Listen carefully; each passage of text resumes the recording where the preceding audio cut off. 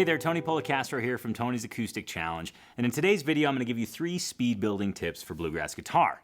When it comes to bluegrass guitar, we all have our heroes, so here are some of mine.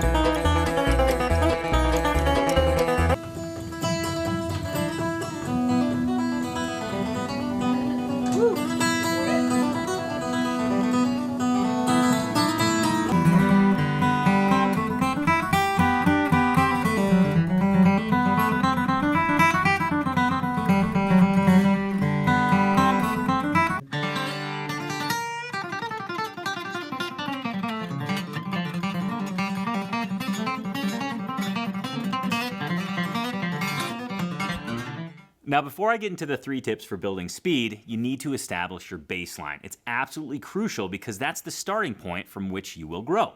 So to help you establish your baseline, I want to walk you through a simple exercise. All you're going to need is your guitar, a flatpick, and a metronome. First things first, I want you to just fret one single note. For me, I'm just going to fret the low E string on the 3rd fret. And I'm going to maintain a nice solid down and up stroke, or an alternating picking approach on that note. Just constant down and up. Like that. Seems easy enough, right? Well, now what I want you to do is go ahead and turn on your metronome at a nice, comfortable pace and play in sync with that. So for me, for this example, I'm going to use 100 beats per minute. I'm going to go ahead and press start and play that single note. 3, 4, 1, 2, and 3, and 4, and 1, and 2, and 3, and 4, and 1, and 2, and 3, and 4, and... Seems easy enough, right? So now once you've had that single note bass line established, I want you to test that bass line by playing a full open scale. I'm going to go ahead and use the G major scale in open position because if you're playing bluegrass guitar, you're going to see that come up time and time again. Whether you're learning songs, licks, riffs, you name it, that open G major scale is going to be absolutely crucial to your bluegrass journey. So just for record, that scale looks and sounds like this.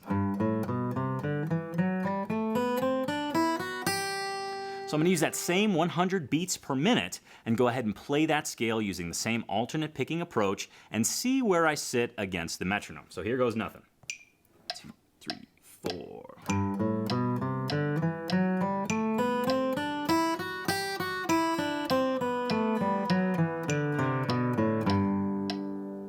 That felt pretty comfortable for me.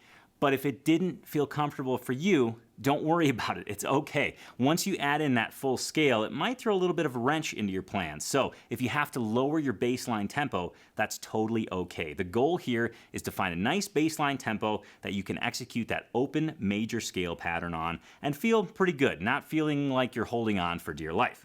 So now that you have that baseline established, I want you to write it down. Could be on a notepad, it could be on a little scrap of paper in your guitar case, whatever the case may be, please write it down because this is the point from which you will grow.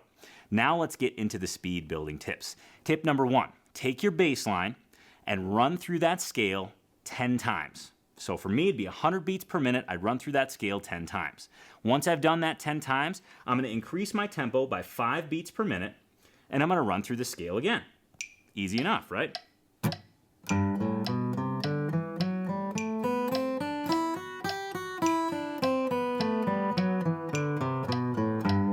Do 10 more times, and then increase it another 5 beats per minute. I want you to increase it in those 5 beat per minute increments until the wheels totally fall off. I'm talking totally fall off. You might have a couple of runs that are a little rough, but I want you to push it to the degree where you're like, I can't even hang on anymore. I don't even know what I'm doing. And then back it down to your bass line, okay? That's step 1. Step number 2, once you're done with the, we'll call it the metronome workout, is to go ahead and turn your metronome off, put it in the other room, and then just play through that scale at a pace that feels fast to you, without the metronome. Why would you do this? Well, it's important to do this because you're taking the stress of the metronome away and you're just freeing yourself up to play quote-unquote fast, whatever that means for you. Some of you might think, well, the only way to get faster is with the metronome. But this auxiliary exercise will help a ton. because again, you're reducing the stress and you're allowing yourself to play fast without any sort of guidelines. Step 3 is to revisit the baseline exercise in 1 week.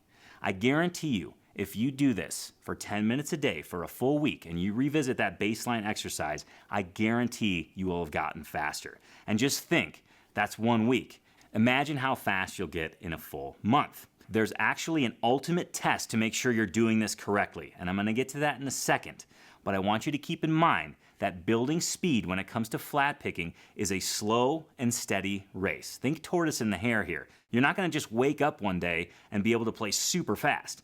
But if you go through this process methodically, you will get faster on an incremental basis, and you'll be amazed at how fast you become. There are 4 T's that I need you to follow, and if any one of these are out of whack, then I need you to slow down. The 4 T's are this: tone, technique, tension, and timing. If your tone suffers, if your technique suffers, if you're experiencing a lot of tension, and if your timing's all wonky, plain and simple, you're going too fast, and I want you to just knock it down by a couple beats per minute. Don't worry, remember, it's a slow and steady progression. Thanks so much for watching this lesson. Just by showing up today, you've become a better guitar player, and for that, you should pat yourself on the back. I want to know how this lesson went, so please let me know in the comments below, and if you have any speed building tips for your fellow guitar geeks, you can leave those there as well. If you resonated with this lesson, I know you'd be a perfect fit for Tony's Acoustic Challenge. Tony's Acoustic Challenge is an acoustic guitar program like you've never seen before. To learn how it can take your playing to the next level, go ahead and click the link in the description or here in the video. And don't hesitate to request your invite today. Cheers, and Guitar Geeks Unite!